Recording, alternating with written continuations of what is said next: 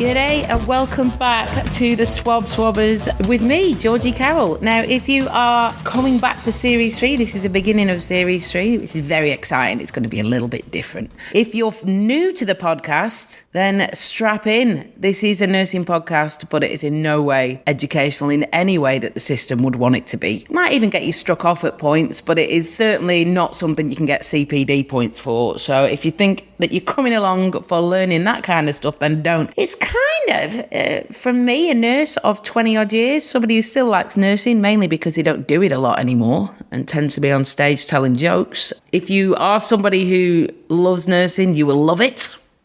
If you are somebody who has begun to hate nursing, I've had inboxes saying that you love it again after listening to people's little adventures in the nursing world. What happens in my podcast is I do interview people all throughout nursing, people with crazy backstories, nurses that have been catfished, nurses that have had kids with profound disabilities, nurses that have travelled all over the world, nurses who've nursed on the front line, all kinds of things. And you will be meeting today's admission coming soon. So after a little break, this first section we're going to call Admissions. Admissions. So what we do in this section is I tell you who we're going to admit today, and then I make some admissions about my own life. See what I did there? Nice, eh? Yeah, so we've got our podcaster today who will be meeting after the break. He's called the Barefoot Nurse. If you're on socials, you probably know him. He's got this ridiculously huge following on Facebook mainly, a little bit on Insta. And he's called the Barefoot Nurse, also known as Matt. He's been nursing for 35 years. He's currently planted himself in metropolitan Victoria, but mainly because he's worked in, it would seem, every other hospital now. I think he's trying to do them all. So I'll be speaking to him a little bit later. But let me tell you about my week. This is not a nursey story. This is a story about health awards. I don't know if any of you are excellent enough to have been invited to health awards, but they are dreadful affairs. They are. I don't get awarded. I tend to be the MC for the awards. So I stand at the front and ridicule CEOs and things like that. So I did. And as well, I mean, even having worked in healthcare, I'm never entirely sure what any of the awards mean. They're things like diligence and excellence in the digital forum, in a community awareness program. I don't know what, like, they're just stupid awards. Like, and then the person that wins it is a speech pathologist who basically all they do is throw biscuits at the frail to see if they choke or not. I don't know why that gets an award. But anyway, so I was doing the awards the other night. So it's the Excellence in Health. And I won't say what area we're in, right? But it's the Excellence in Health somewhere in Australia. And so you've got all of the people who have been honoured for being excellent in health. So really, you don't want to go into hospital that night because all the excellent people are in the room and all the non-award winning people are in the hospitals working. And what happens is through award 362, there's a lot of awards, somebody collapses and arrests. Now, if you're going to have a medical situation, you might as well do it in a room full of medical excellence. Problem was, 300 awards in, most of the medically excellent people are quite pissed. So what happens then is it's just everybody's got opinions, and also the person who collapsed, get this, was the director of palliative care. That is like a boss going back to the floor, isn't it? If you're collapsing and trying to die at an award ceremony and you're in charge of palliative shit. What happens next is excellent. So you've got the head of ICU, you've got the head of ED, everyone's had a drink, and we're not necessarily resuscitating at this point. Everybody's just planning, very much the planning phases, and we've rung an ambulance. In the room is what do you call them? You know, the MP, like the Minister for Health. The Minister for Health. Honourable Dave, or whatever he's called, who's in charge of buying our ambulances and is in a lot of shit for not having any ambulances. We have to phone an ambulance for this guy, which never comes, which I enjoyed very much. Eventually, when the paramedic does come, it becomes very clear that although we're having the Excellence in Health Awards, we've forgotten to include paramedics.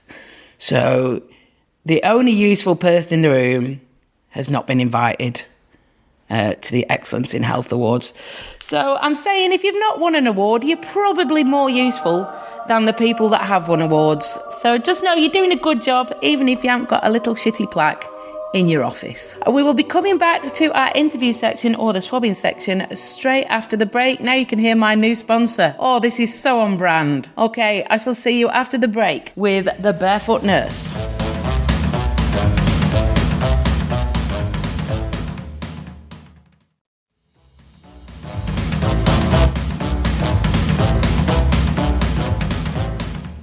Now we're in the engine room of the swab. Welcome back. Hope you've grabbed yourself a cuppa for this bit. This is the probe. I've told you the admission is we're now going to get to meet them and swab them and poke around and see what kind of things they're packing. Gone from infantry and you're going into nursing. Was there a point that really just switched it on? Because a lot of nursing is very boring. Was there a point? Yeah, I think probably the moment that I really cemented what I wanted to do in nursing was on one of my pracs, and I was sent to a place called Rosebery in Tasmania. It's on the west coast, and it's a hospital with no beds, which is interesting in its own right. So, are you sure it was a hospital? Well, that's what they call it, but. Also, no doctors, and there's a local GP practice. It's definitely not a hospital. Yeah, it's just nurse-led, and I was out chatting to the num who I just met, 15 minutes earlier, I think it might have been the first day, and she was a big smoker, so we're outside while she was having a smoke, and I was having a chat, and this Commodore pulls up, as it does in a rural town, and this guy says, you better come with us. There's a guy come off his motorbike down the road, so we jumped in his car, and another nurse went and grabbed what they call the grab bag, which is a yellow bag full of drugs and airways and stuff like that. She followed us in one of the hospital cars, and we went down and started working on this guy that had come off his motorbike at 120, 130 k's an hour. He was quite lucky. He'd missed a tree and missed a fence. The bike wasn't so lucky. That was just a big Harley, which was just a complete write-off. It had gone through the fence, and luckily he'd missed it. We had a few fractures and stuff, and the num just turned to me and said, it's a good time to learn how to take off a motorbike helmet off a motorcycle crash victim. So, and that's how we started. And we had no gear for the first 5 minutes. It's just me and her, hands, minds, no airways, no drugs, nothing. Just, let's start and get on with it. That is quite the baptism of fire, isn't it? Yeah, I just thought this is great. I was just thinking then, it's this sick cartoon vision I had of how to take the helmet off a motorbike victim. And it's just you pick up the head off the side of the road. Up until now, I just heard, never take my helmets off, never take helmets off, never take helmets off. And she's going I'll show you how to take the helmet off. And I'm just going to Would you stop at a motorbike accident now? Because you have worked everywhere, but you are a clinic manager, which is a different set of skills. I managed to score the nickname Mudflap when I was working in another hospital, and I couldn't drive to work without coming across a car crash or a motorcycle crash. Perhaps you're just a very bad driver. Well, I didn't actually get any of them. But even I was with my kids one day, and we're just driving. We have a house on the east coast of Tassie going for a holiday. And we're just following this truck, and the truck just rolls over in front of us. And we're just going okay, I guess the holiday's on hold. We're going to help out with this truck now. So, and I don't have a lot of luck when driving, so maybe Considering especially that most of your career has been in rural areas where there are no cars. It's just every car and bike you come across seems to have crashed. Yeah, basically, yeah. Yeah. There's a common denominator here, Matt. It's me, yeah.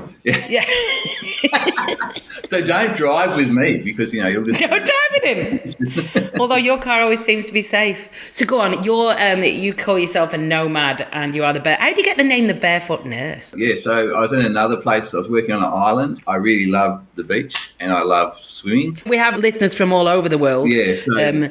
and this is, I think it's King Island. King Island, yeah. So it's halfway between Tasmania and Victoria. It's not known for its good weather, but it actually has really great summers and it's quite mild and the water's really warm. So I would go swimming up until about 10 minutes before my shift started and then literally jump in the car and drive to handover. I'd have a scrub top in the back of the car and I'd pull on the scrub top with whatever shorts I was wearing and go to handover. Usually it's still covered in sand. And I can remember one day in particular, there was this fantastic student we had and she was following me around sweeping up the sand as I was walking down the corridor. So, yeah, that's...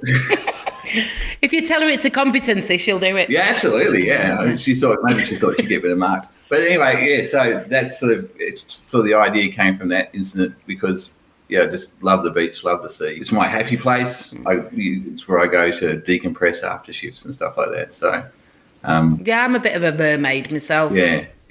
I like the sea. Yeah. It's something I can see you try and do with your socials is just let people know there's a whole world of nursing out there. Absolutely. When you see somebody sort of paralysed with boredom or frustration or bitterness, in the position they're in. You're just like, do you get that you are in the job that you... I mean, I've got into bloody performing from it, but you can do anything with nursing. People send me emails and they say, like, I'm being bullied at work, what should I do? And I say, quit.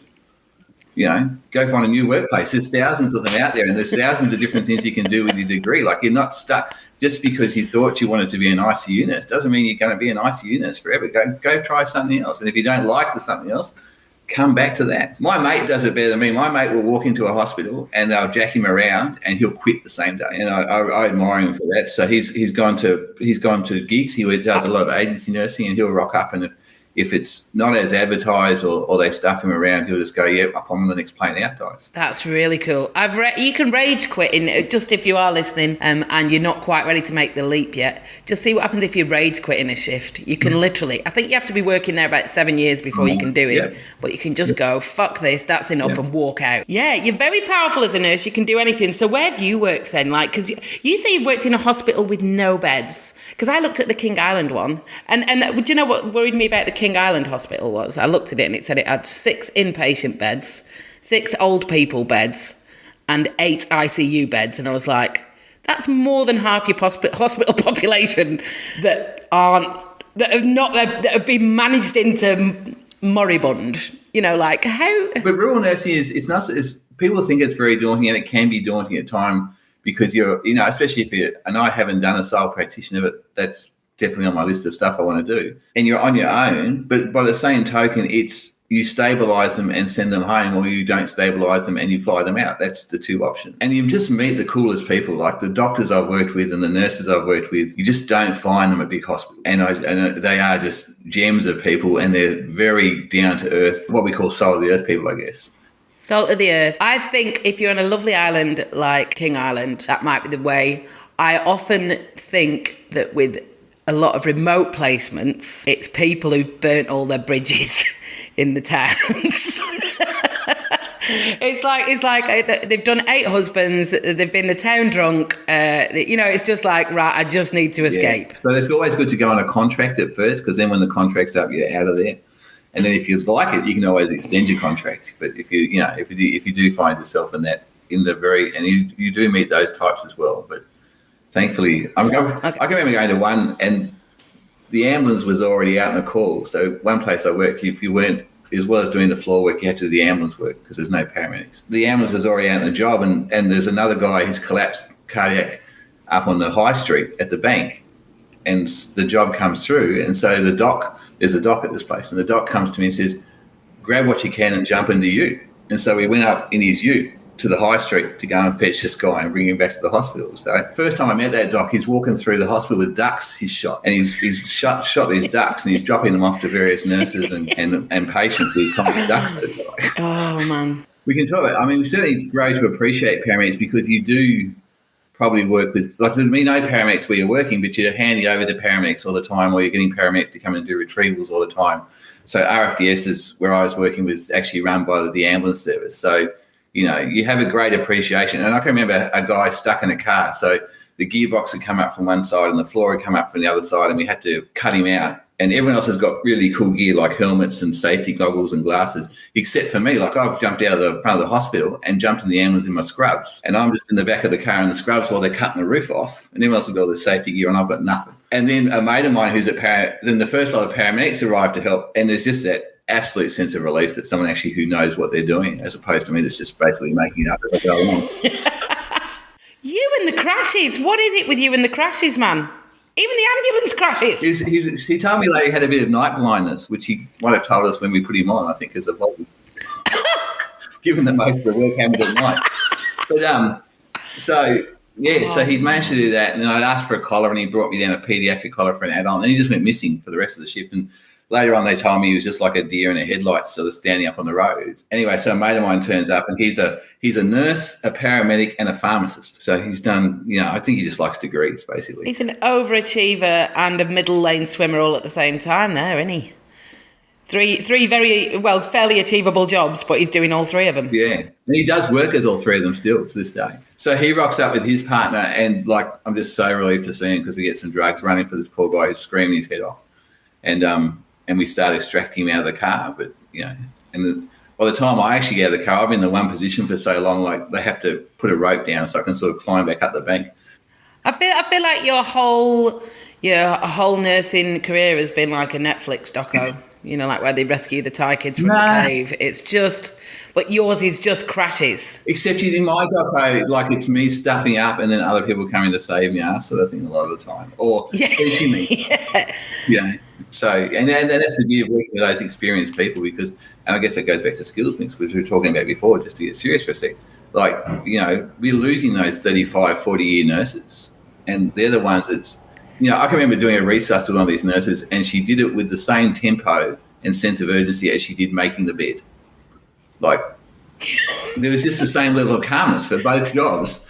And that's what you don't get if you don't, without that experience. That just comes with time. And she's got her own great stories of the stuff that she did as a rural nurse and what she'd been through, sort of thing. And I think we need to speak to her too. I'd love to have her on. That's right. Yeah, she would be great if you could actually get her to talk. So it's amazing when you do it a lot how your muscle memory kicks in. So I was ICU for a long time and ALS and all of that. Yeah. And I only took like a year off. And then when I came back, all I could do was scribe. I was like, I'm just going to stand at the end of bed and write. And that's all I'm doing is writing. I'm not putting a drug in. I'm not putting a tube in. All I'm going to shout is 3 minutes. Okay, Matt. So you clearly love life and love nursing and can see the scope and all the things you can do with it. You also cause a fuckload of car crashes. We don't know how you do it. It's like a Stephen King power you've got where you just move cars into fucking trees and things for your own enjoyment. However, if we are talking to the nurses of the world, many of which are just like, fuck this at the moment, just to keep them in the game, where would they start? How do you just what do you need under your belt before you can do the kind of exciting rural things? And where do you go? You definitely, I went with no experience and it made it hard.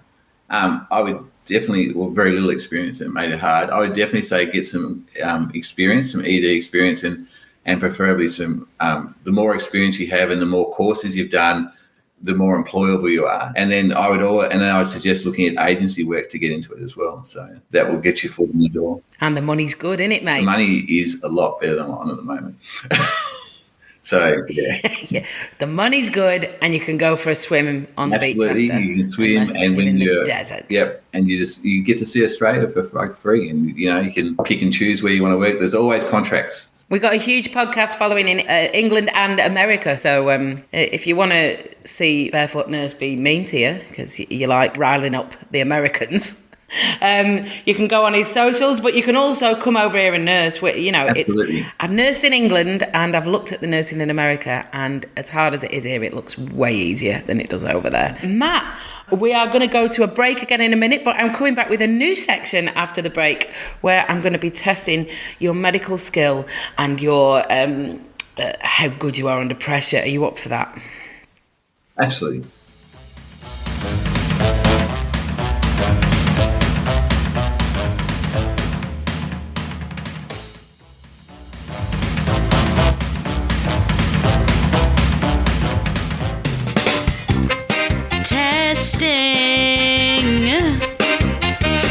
Okay, and we are back. We just had a great chat there with the Barefoot Nurse, aka Matt. So what we're going to do now is we're going to put him to the test. We have 2 sections in the testing section. What I'm really looking for is the ultimate nurse. Now we know that Matt has been all around rural areas, is currently in metropolitan nursing, and has also been in the infantry. Let's see how that prepares him to be a nurse. The first part is a game called On the Night Shift.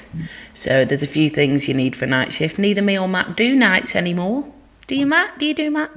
No nights. Have you? But you remember them. You remember them well, don't you? I do remember them well. You need a few things for a night shift. They're 10 or 12 hours. Very dependent on who you're working with that shift, isn't it? Like what you do need is you need to take healthy food, which you ignore in preference for snacks. So that's exactly what you need. And you need good company.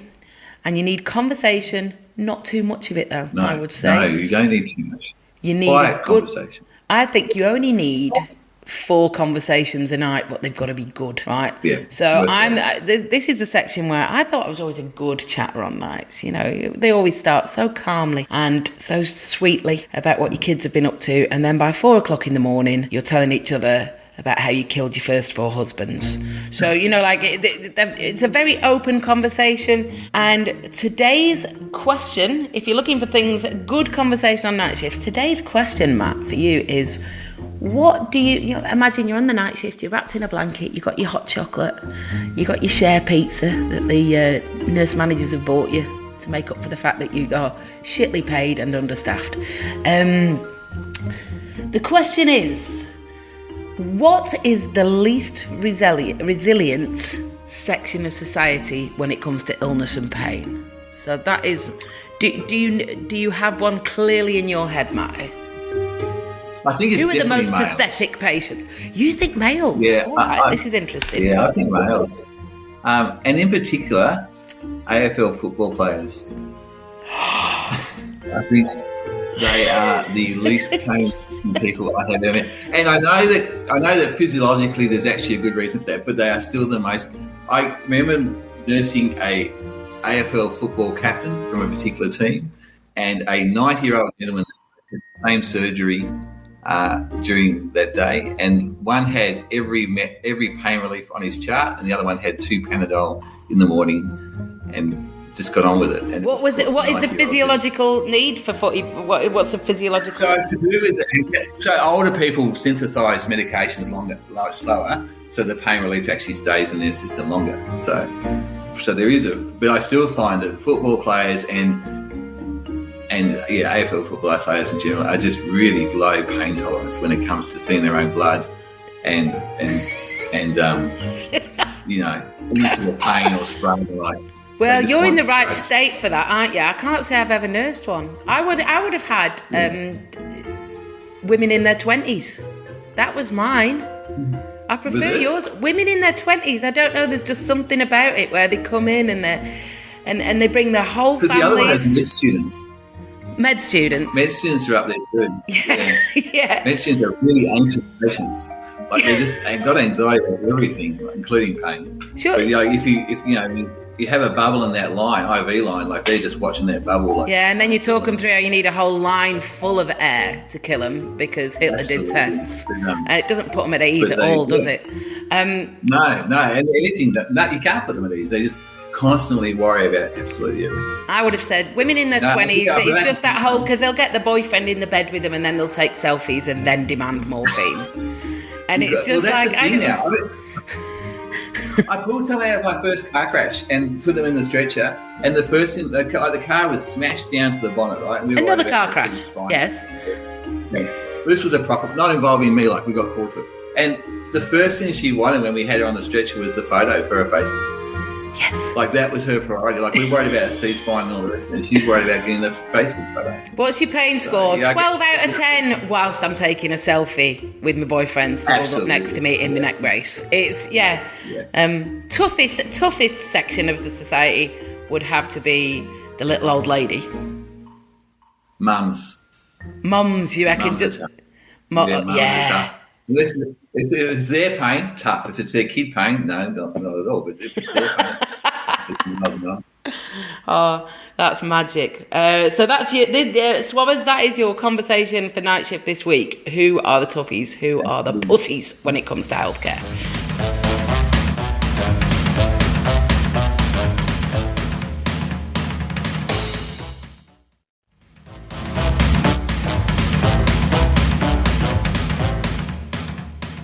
For decades, scientists have tried to work out who the ultimate nurse is, and they've never come up with the right system of measuring this. Now, I've come up with the perfect game that pits medical knowledge and how you are under pressure to come up with a perfect, flawless score of who the best nurse is. Now, the person with the highest score over the series is going to not only know that they're the best and the finest and the GOAT, not only will they know, but nurses around the world will know. So that's what you're playing for, Matt. And luckily for you, definitely get set a very low bar. Well, you're the first, so you're going to be the best nurse in the world for a whole week. We've got at least one week. That's something. For at least 1 week, the odds will be stacked. So it'll be good for other people to achieve over it. So it'll be fine. Yeah. You're going to set the bar. You're going to be the stick. Yeah, set the bar. All right. So the alphabet game is what it is. There is no finer test of a human. Your letter is P. P for paracetamol.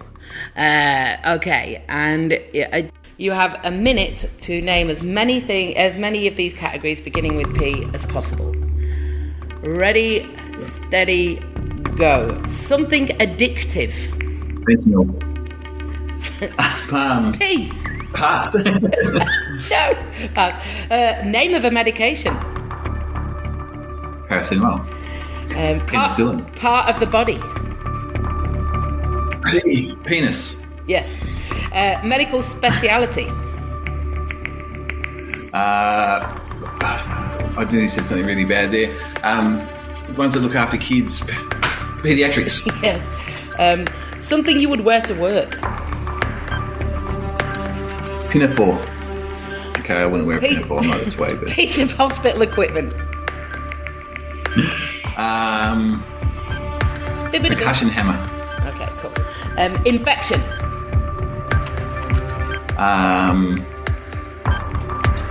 Pseudomonas. Illness. Pulmonary embolism. Something addictive you passed on. You could have had pot. I don't think you passed on anything else, did you? Something you could wear to work. You said pinafore. You could have said pants. I'm presuming you wear pants to work. I was going back to when some people started in that nursing when pinafores were a thing. Yeah, when pinafores were a thing. Infection, pseudomonas is what I went for. And yeah, a street drug. I said fentanyl, which starts with an F. It does, it really does. Sounds like it. Got myself in there. So, although you were great under pressure, shit at the alphabet.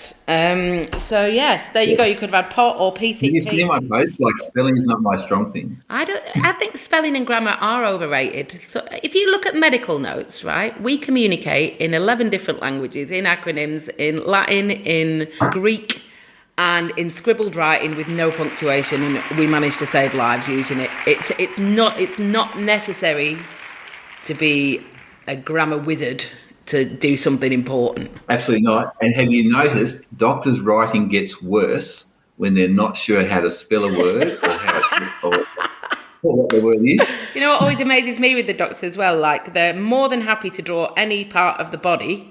So it's a hexagon for the abdomen. A penis is a penis. But when it comes to vaginas, they need pre-printed sheets. Yes. So there has to be... They can't possibly draw a vagina. Draw it. Pencil a pussy. I don't know what it is they're meant to do, but it cracks me up every time. It's a struggle with it. Yeah, the struggle is real. Thank you so much for being on. Yeah. And you can follow Matt on the Barefoot Nurse on Facebook. Also, the Barefoot Nurse on Insta. You can also stop at any major car crash and he will be there. It's what he does. It's who he is. Thank you so much, Matt.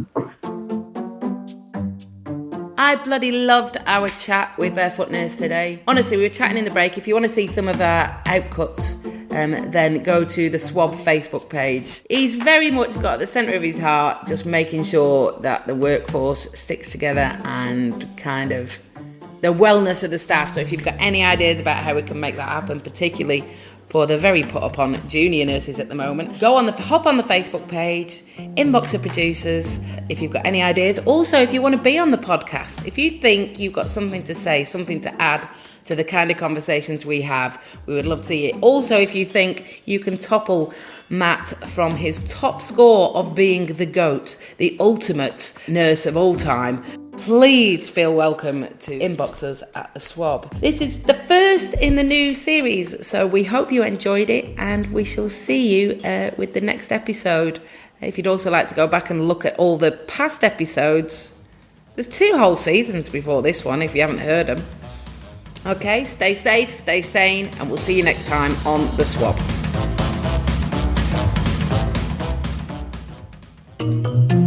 Ample. Here. Is this thing on?